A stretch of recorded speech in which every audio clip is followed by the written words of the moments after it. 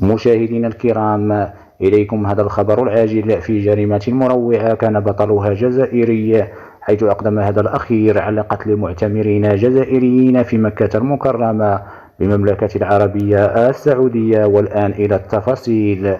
السلطات السعودية أعلنت القبض على مواطن جزائري أقدم على قتل 2 من مواطني بلاده يحملون الجنسية الجزائرية، وذلك خلال زيارتهما لأداء مناسك العمرة في مكة المكرمة.